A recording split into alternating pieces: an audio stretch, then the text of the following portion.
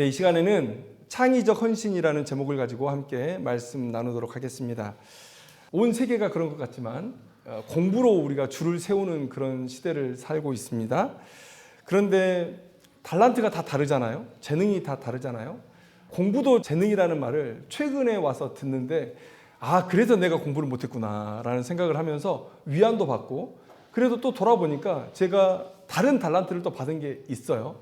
그래서 이 세상에 많은 사람들이 공부 때문에 줄 세워져서 참 무능하다, 무식하다 이런 말 듣지만, 다른 기준으로 우리가 줄을 설 수 있다면 훨씬 더 탁월한 사람으로 인정받을 수 있는 여지가 있겠다라는 생각이 들어요. 하나님께서 달란트, 재능을 안 주신 사람은 없는 것 같아요. 그런데 이 세상이 하나만 바라보고 있기 때문에 오히려 다른 재능들이 썩혀지고 있지 않는가. 교회에도 전형적인 그런 교회의 모습이 있습니다. 그래서 섬기는 모양이 대부분 비슷비슷해요. 거기서 거기에요. 그리고 교회 안에서 각광받는 재능들이 있습니다. 음악 같은 게 대표적이죠. 음악 잘하는 사람들, 예배 때 항상 음악의 귀한 요소로 쓰이니까. 그다음에 디자인하는 재능이라든지 이런 것들 참 귀한 재능으로 교회에 쓰이는데, 그래서 그런 모양으로 내가 교회에 헌신할 수 없다면, 기존 교회에서 바라는 그런 모양으로 내가 헌신할 수 없다면 쓸모가 없다라고 생각하고 지레 헌신을 포기하는 사람들이 있어요. 그런데 교회는 어떤 곳입니까? 바울이 얘기하죠. 고린도전서 12장 20절 말씀에 지체는 많으나, 우리 몸에 비유하고 있는 거예요. 우리 몸이 다 눈일 수 없고 다 손일 수 없고 다 머리일 수 없잖아요. 그러니까 사도 바울은 이렇게 얘기하고 있어요. 많은 지체, 눈, 손, 머리, 발, 코 이런 것들을 언급하면서 이런 지체들이 하나로 연합하면서 우리의 몸을 이루고 또 선한 일들을 이루어 간다라고 얘기했어요. 그러니까 바울이 생각하는 교회가 바로 이런 거죠. 다양한 지체들이 다양한 달란트를 가지고 모여있는 공동체가 바로 교회라는 거예요. 그래서 좋은 교회는 어떤 교회냐? 한번 생각해 봤으면 좋겠어요. 좋은 교회는 어떤 교회냐? 하나님께서 성도들에게 부여하신 달란트가 마음껏 발휘될 수 있도록 판을 깔아주는 교회. 그리고 그 발휘함이 합력, 곧 조화롭게 사용되고, 그래서 그 목적한 바 하나님께서 원하시는 선을 이루어가는 교회, 이 교회가 진짜 아름다운 교회라고 생각해요. 많은 달란트, 많은 재능들이 있는데 그게 다 하나님께서 교회 섬기라고 주신 달란트인데, 그 달란트를 마음껏 발휘할 수 있도록 판을 깔아주는 교회. 그렇게 해서 모두가 다 한 방향으로 하나님의 영광이라는 복음의 전파라는 한 방향으로 달려갈 수 있는 교회, 이 교회라면 우리는 건강한 교회라고 할 수 있습니다. 모양은 다 다를 수 있어요. 교회마다 모양은 다 다를 수 있어요. 그러나 이런 교회는 우리가 건강한 교회라고 말할 수 있다. 여러분, 성경 안에는 우리의 행동의 원리들은 담겨 있지만 그 모든 행동의 제한까지 들어있는 건 아니에요. 하나님은 우리에게 달란트와 함께 자유의지를 주셨죠. 그래서 그 자유의지는 우리의 창의성을 발휘할 수 있도록 해줘요. 하나님의 영광을 위해서 고민하다가 이거라면 하나님께 기쁨이요 하나님께 영광이 되지 않을까라고 생각해서 헌신할 수 있는 것, 그게 하나님께서 우리에게 자유의지를 주신 목적이다라는 거예요. 그래서 여러분, 우리가 이 헌신의 모양 안에 갇혀 있어요. 기존의 교회가 보여준 그런 헌신의 모양 안에 갇혀서 나는 저런 달란트 없는데 라고 하면서 뒤로 물러나 있는 사람들이 있어요. 오늘 그 사람들에게 줄 수 있는 하나님의 귀한 권면이 오늘 본문에 담겨 있습니다. 우리가 그 창의적 헌신으로 하나님 앞에 영광 올려드릴 수 있으면 좋겠습니다. 오늘 본문은 민수기잖아요. 넘버스, 백성의 수를 셌다라는 건데, 이제 이스라엘에게 새로운 역사의 장이 열렸습니다. 어떤 장입니까? 광야에서 가데스 바네아라는 곳에서 가나안을 두려워해서 하나님을 불신해서 징벌을 받았고, 그때의 20세 이상의 모든 사람들이 거의 다 죽임을 당했어요. 그리고 가나안에 들어가기 전에 아마 남아있는 사람들도 다 죽임을 당할 겁니다.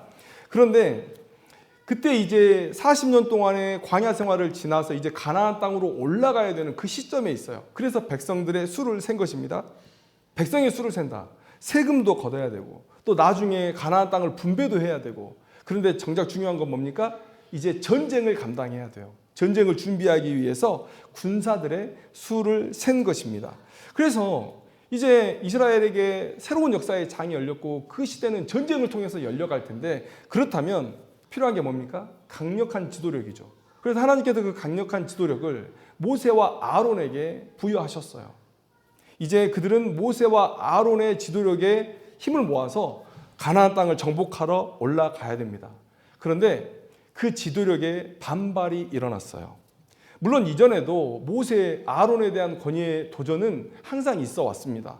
그러나 그것이 그리 대단한 것이 아니었어요. 그저 불평에서 기인한 것이었고 지엽적인 것이었어요.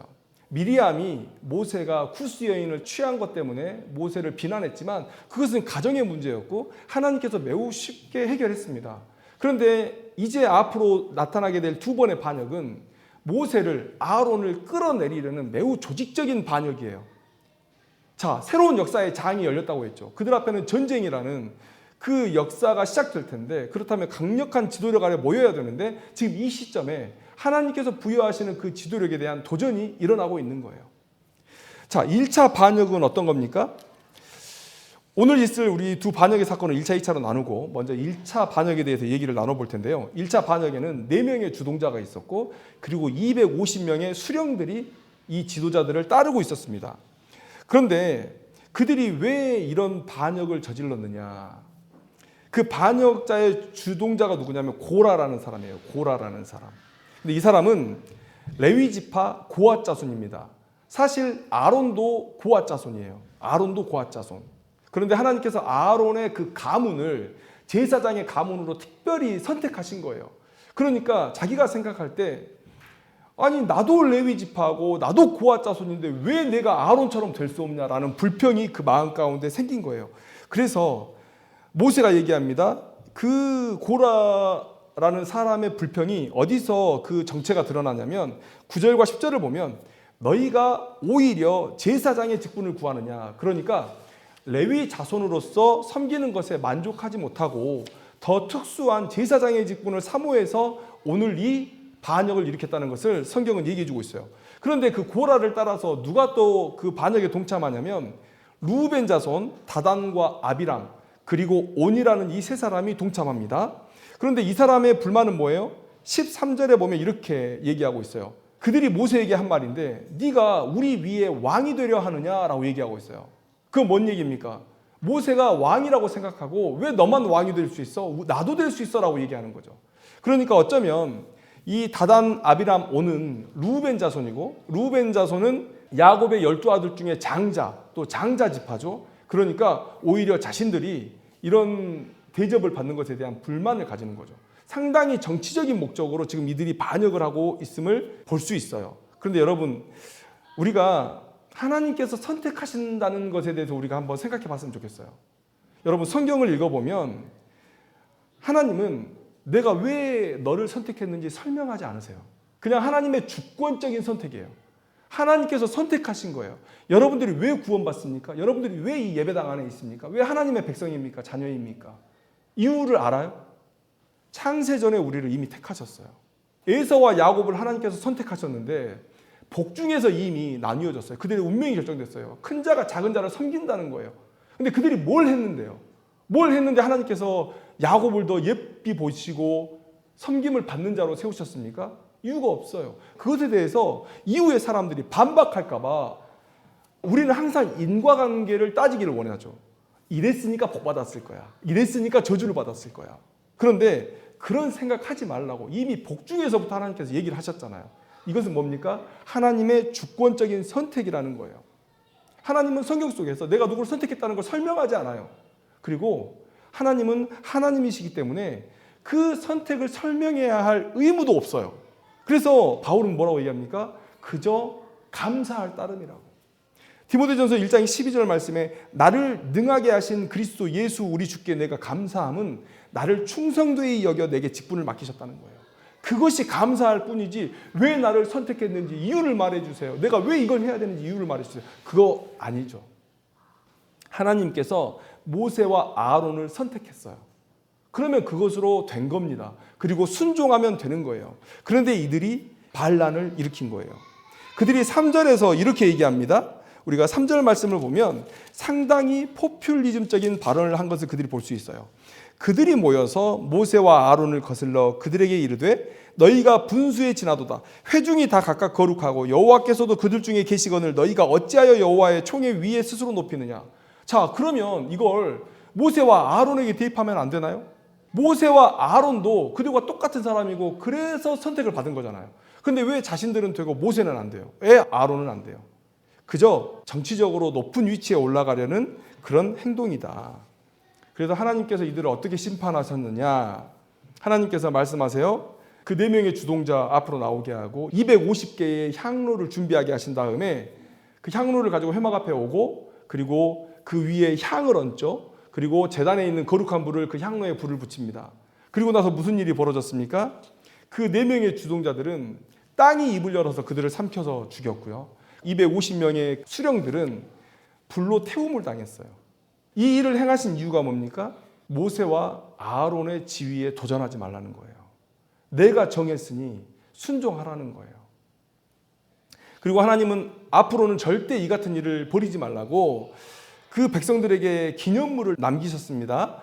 그 향로 250개 있잖아요. 그것을 펴요. 그리고 그 쭉 편 철을 가지고 그 제단을 둘러쌉니다. 그런데 제단을 둘러싸면 어떤 일이 벌어지냐면 여러분 아까 얘기했죠. 레위 지파 중에 고앗 자손 중에 아론의 가문을 하나님께서 제사장 가문으로 세웠잖아요. 그러면 아론의 가문은 제사장으로서 매우 특별한 임무를 수행하고 나머지 레위 자손들은 그 회막 안에서 제사장들을 돕는 일을 하게 될 거예요. 그런데 이들은 그 회막 안에서 제사장을 도우면서 매번 보는 게 뭐예요? 그 제단을 보게 될 거예요. 제단은 지성소, 내성소 그 밖에 있거든요. 그래서 밖에서 그들을 섬기면서 계속해서 그 제단에 그 향로로 싼 철을 보면서 예전에 고라가 반역해서 이런 일이 있었지라고 생각하면서 다시는 제사장의 직분에 도전하지 않으려고 했을 거예요. 그 다음에 백성들은요. 백성들은 재물을 가져오고 그 재물을 잡아야 되잖아요. 그런데 그 재물을 잡기 위해서 어디까지 나아가냐면 제단 바로 옆으로 나아가요. 제단 바로 옆까지. 그러면 그들도 나아가서 그 제단을 둘러싼 철을 보게 되겠죠. 볼 때마다 제사장과 또 레위인의 지위에는 우리가 넘어서서는 안 되겠구나. 하나님께서 구별한 사람들이구나 라고 생각하게 될 거예요. 그래서 하나님께서 모든 백성이 보라고 그 향로 250개를 펴서 제단을 쌓은 겁니다. 이게 기념물이에요. 기억하라는 거예요. 자, 여기까지는 저는 그럴 수 있다고 봐요. 한 번 정도는 그럴 수 있어. 그런데 이스라엘이 정말 악합니다. 어떤 일을 벌입니까? 바로 다음 날 모세와 아론에게 찾아가서 따지기 시작합니다. 너희가 여호와의 백성을 죽였다. 그 4명의 주동자와 250명이 죽은 그 사건을 가지고 너 때문에 죽었다라고 얘기하는 거예요. 모세와 아론 때문에 죽었습니까? 그들이? 여기서 우리가 한 가지 알아야 될 사실이 있는데 1차 반역 때 하나님은요 사실 온 회중을 공격하려고 하셨어요. 민수기 16장 21절 말씀을 보면 하나님께서 모세에게 이렇게 말씀하시죠. 너희는 이 회중에게서 떠나라 라고 말씀하세요. 그러면 이 회중은 곧 하나님의 심판을 받을 회중들인데 그 회중이 누구냐? 22절 말씀을 보세요. 그 두 사람이 엎드려 이르되 하나님이여 모든 육체의 생명의 하나님이여 한 사람이 범죄하였거늘 온 회중에게 진노하시나이까. 하나님은 1차 반역 때 이미 온 회중에게 심판을 내리시려고 작정하셨어요. 그런데 누가 막아섭니까? 모세와 아론이 막아선 거예요. 그래서 모세와 아론의 중보 때문에 그들이 죽지 않고 마땅히 죽어야 할 그 254명만 죽게 된 거예요. 하나님의 은혜죠. 하나님께서 모세와 아론의 중보 사역을 인정하셨기 때문에 그들이 살아난 거죠. 오히려 모세와 아론에게 와서 감사해야 되죠. 하나님의 은혜를 칭송해야 되죠. 그런데 너희들 때문에 죽었다는 거예요. 똑같은 반역의 짓을 다시 하는 거예요. 그래서 하나님께서 엄청 화가 나셨어요. 진노하셨어요. 그래서 일전에는 모세가 생각하고 간구할 타이밍을 주셨잖아요. 그런데 이제 이 두 번째 반역에서는요, 그들이 어찌 간구해 볼 틈도 없이 하나님께서 역사하십니다. 41절 2절 말씀에 그 상황을 보면, 자, 이튿날 이스라엘 자손의 온 회중이 모세와 아론을 원망하여 이르되 너희가 여호와의 백성을 죽였도다 하고 회중이 모여 모세와 아론을 칠 때에 뭐라고 얘기합니까? 회막을 바라본 주 구름이 회막을 덮었고 이미 하나님께서 임하신 거예요. 그리고 연병으로 그들을 징계하고 계셨던 거예요. 그런데 여러분, 여기서 모세의 창의적인 헌신이 등장합니다. 무슨 일이 벌어져요? 모세는 이때 하나님의 진노를 누그러뜨릴 기가 막힌 방법을 생각해내요. 46절 말씀 한번 보겠습니다. 이에 모세가 아론에게 이르되 너는 향로를 가져다가 제단의 뿔을 그것에 담고 그 위에 향을 피워가지고 급히 회중에게로 가서 그들을 위하여 속죄하라. 여호와께서 진노하셨으므로 연병이 시작되었음이니라. 이렇게 얘기하고 있어요. 그리고 이 아론이 모세가 시킨 대로 향로에 향을 얹고 그리고 제단에 불을 담아서 막 뛰어갑니다. 48절 말씀에 죽은 자와 산 자 사이에 섰다는 말은 뭐예요? 하나님께서 지나가신 곳은 다 죽음인 거예요. 연병으로 다 죽음이 많은데 그 죽은 자와 산 자 사이에 섰다는 얘기는 뭡니까? 하나님 앞에 섰다는 거예요. 하나님 앞을 막아섰다는 거예요. 그래서 연병이 그칩니다. 모세가 속히 행동했기 때문에 겨우 14,700명이 죽임을 당하고 그리고 하나님의 징계가 멈춰요. 자, 여러분, 왜 모세의 이 행동이 창의적인 헌신이냐? 하나님은 모세에게 이 방법에 대해서 알려주신 적이 없어요. 내가 이러이러한 방법으로 나를 막아서면 내가 징계를 멈출 거야. 이런 식으로 모세에게 방법을 알려주신 적이 없어요. 그러면 모세가 왜 이런 행동을 한 겁니까? 1차 반역 때로 한번 돌아가 보세요. 1차 반역 때 하나님께서 이 향로를 사용하셔서 무슨 일을 하셨죠? 반역자들을 불에 태우시면서 모세와 아론의 중보적 직분을 확증해 주신 거예요. 향로를 통해서. 그러면 자, 보세요. 아론이 그 향로를 가지고 열심히 달려가지고 하나님 앞에 딱 섰을 때 하나님은 무슨 생각을 했을까요? 자신이 인정해 준 중보자 아론이 지금 내 앞에 있는 거예요. 모세가 그 생각을 한 거예요. 하나님께서 맡기신 사명은 뭡니까? 이스라엘과 하나님이 불화할 때, 화목하지 못할 때 자신들이 나서서 그들의 죄를 속죄하고 하나님과 다시 화목하게 만드는 일이 모세와 아론이 해야 될 일이죠. 특별히 아론이 제사장 직분으로서 해야 될 일이죠.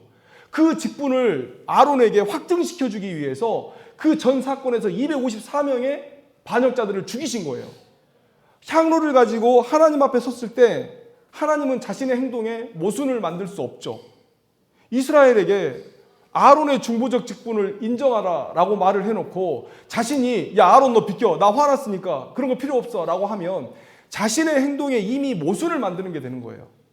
그래서 하나님은 이 징계를 멈추실 수밖에 없는 거죠. 이게 모세가 생각해낸 이스라엘을 살리는 그의 헌신이었어요. 그의 직분에 대한 헌신. 매우 창의적이죠. 그리고 이 아론의 이 사역은 모든 백성 앞에 지금 보여지고 있잖아요. 연병이 진행되고 있습니다. 그 진행되는 모든 순간에 사람들이 다 죽고 있어요. 하나님이 지금 자기에게 다가오고 있어요. 모든 백성이 두려움 가운데 하나님의 전진을 바라보고 있습니다. 그런데 모세가 그 앞에 향로를 들고 섰어요. 그리고 하나님의 진노가 멈췄어요. 그건 모든 백성에게 다시 한번 이 아론의 직분을 각인시켜주는 것이죠. 야, 아론이 우리를 중보하는구나. 아론의 중보가 우리를 살리는구나. 그리고 오늘 이 2차 반역의 사건을 통해서 야, 대표들만 죽는 게 아니라 하나님의 권위에 도전하는 누구라도 죽을 수 있는 것이구나 라고 그들은 교훈을 얻을 수 있었겠죠. 모세가 그 긴박한 순간에 이런 창의적인 헌신을 통해서 이스라엘 백성들을 살리고 하나님의 그 뜻을 다시 한번 백성들에게 각인시키는 놀라운 일을 행한 거예요. 여러분, 그래서 저는 이 모세의 행동을 언급된 적이 없기 때문에 창의적 헌신이라는 이름으로 얘기하고 싶은 거예요. 여러분, 우리가 급박한 상황에 처하면 초인적인 힘을 발휘하죠.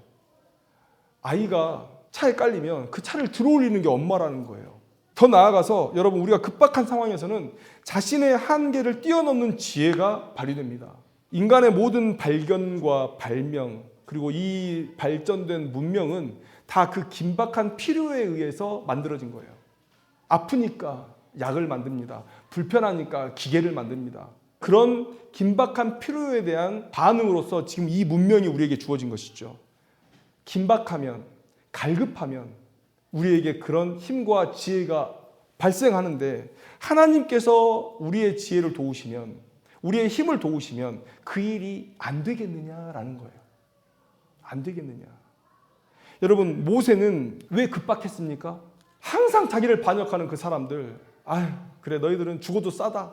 조금 느긋하게 생각할 수 있지 않았겠어요? 그리고 어차피 하나님께서 하시는 일인데 자기는 그냥 옆에서 지켜보고 있다가 하나님의 진노 끝나면 다시 가서 교훈 전하면 되는 거 아니에요? 굳이 왜 이렇게 급박해요? 저는 두 가지 이유 때문이라고 생각해요. 사랑, 그리고 사명. 사랑은 뭡니까? 모세는 아브라함, 이삭, 야곱에게 주신 약속대로 자기 민족의 해방과 가나안 땅을 점령하는 것에 자기의 인생을 건 사람이에요. 그래서 애굽의 공주의 아들이라는 그 지위도 포기했습니다. 말도 안 되는 일이죠.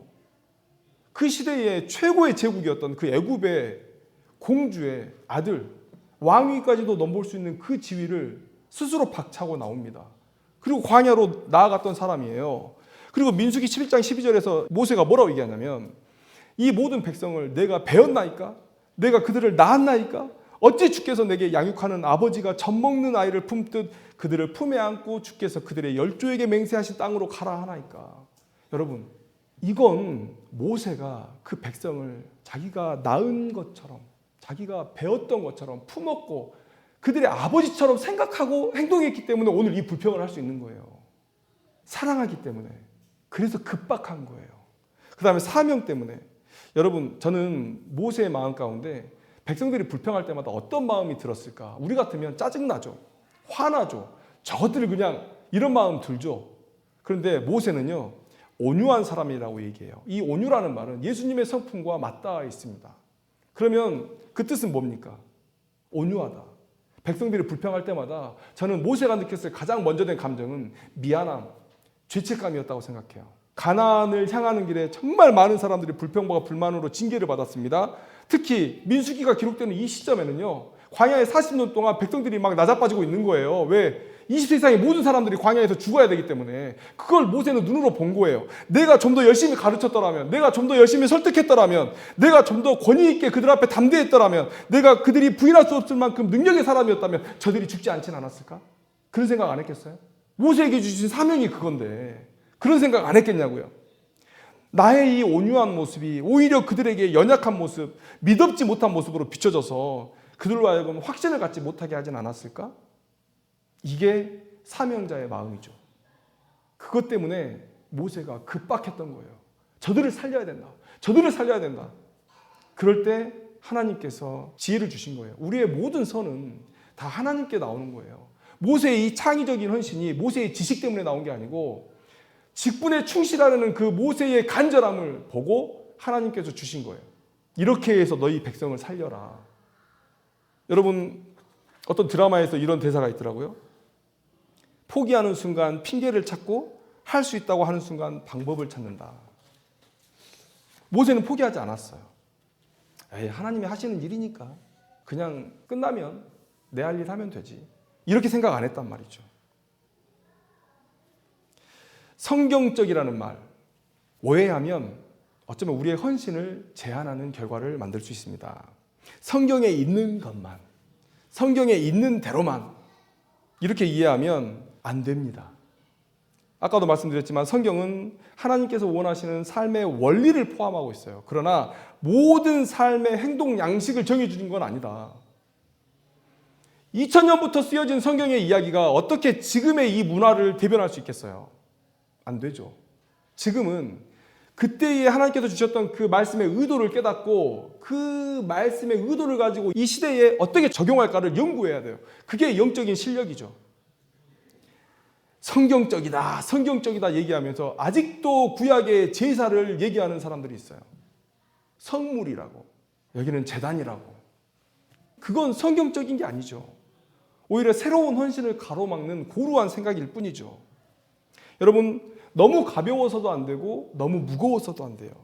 성경을 무시한 가벼움, 모든 것이 가하다는 생각에서 오는 경박함 피해야 되죠.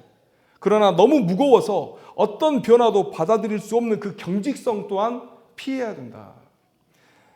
가벼움과 무거운 문제 모두 성경에 대한 무지에서 나오는 거예요. 영적 실력을 갖추고 하나님 앞에 더 창의적인 모습으로 영광을 올려드릴 수 있는 그런 모습이 우리 가운데 필요하죠. 그 대표적인 예가 누굽니까? 다윗이에요. 다윗. 여러분, 다윗은 성전을 짓겠다는 마음을 먹었죠. 하나님께서 성전 지으라고 명령 안 하셨어요. 그냥 성막에 계셨습니다. 신학적으로도 하나님은 영이신데 물리적인 집이 뭐가 필요하냐라고 생각할 수 있어요. 그런데 다윗은 이렇게 생각했어요.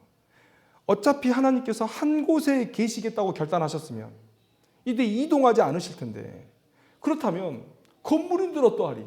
오히려 하나님의 영광에 걸맞는 성전을 짓는다면 오히려 하나님께 아름다운 일이 아닐까?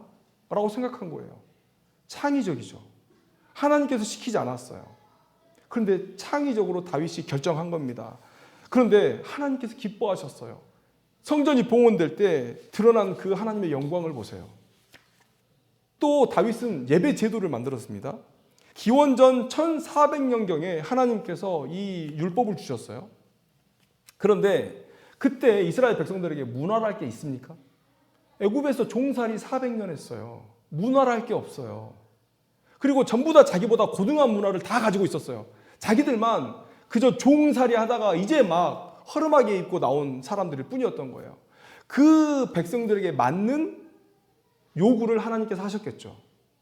그런데 400년이 지나서 이스라엘은 어떻게 됐습니까? 대제국이 됐어요. 그 주변에 있는 모든 나라가 넘보지 못하고 큰 나라라고, 큰 왕이라고 인정하는 그런 나라가 됐어요. 그런데 400년 전에 아무것도 없었을 그때에, 문화랄 것도 없던 그때에, 그 빈궁하던 때에 하나님께서 우리를 배려해서 주신 그 율법을, 그 예배 제도를, 그 제의적 제사를 그대로 유지하고 있다면 오히려 우리의 영적 나태함 아니겠어요? 그래서 다윗은 예배를 개혁합니다. 하나님께서 받으실 만한 그런 영광스러운 예배로 바꿔갑니다. 악기도 만들고 음악도 만들고 사람들도 구성하고 해서 예배를 정확히 개혁을 해내죠. 여러분, 창의적 헌신이에요. 여러분, 다양한 재능으로 여러분들을 부르셨어요. 이 교회 안에서 여러분들은 여러분들이 가진 재능의 달란트들을 얼마든지 발휘할 수 있어요. 그게 건강한 교회예요. 그런데 나는 이런 달란트가 있는데 이걸 교회에서 필요로 하겠어? 아니요, 필요로 합니다. 그동안 안 했더라도 지금 하면 그때부터는 그게 예배가 되는 거예요. 여러분들이 드릴 산 제사가 드리는 거예요. 여러분, 어쩌면 우리는 세상의 인정, 성공이라는 울타리에 갇혀서 하나님께서 여러분에게만 주신 그 특별한 달란트를 사장하고 있는지도 몰라요. 혹은 교회에서 정한 관습에 갇혀서 교회에서 예배란 이런 것이지 라는 그 관습에 갇혀서 여러분들에게 주신 그 통찰을 외면하고 있을지도 몰라요. 혹은 나는 못해요 라고 말하면서 뒤로 빼는 것이 겸손인 것으로 생각해서 하나님의 부르심을 외면하고 있는지도 몰라요. 아니요. 여러분, 손 들고 앞에 나가는 게 믿음입니다. 헌신하는 게 믿음입니다. 무슨 그게 겸손이에요. 자기 달란트 땅에 묻어놓고 아무것도 안 하고 있다가 하늘나라에서 책망받을 일이지. 모세는 이스라엘을 향한 사랑과 하나님께서 부여하신 사명 완수에 대한 간절함으로 창의적인 헌신으로 나아갈 수 있어요. 예수님은 이렇게 말씀하셨습니다. 요한복음 14장 12절 말씀에 나를 믿는 자는 내가 하는 일을 그도 할 것이요 또한 그보다 큰 일도 하리니. 큰 일 뭡니까? 아버지를 기쁘시게 할 그 큰 일, 예수님이 오셨던 그 일보다 클 수는 없지만 그냥 예수님께서 그렇게 말씀해 주신 거예요.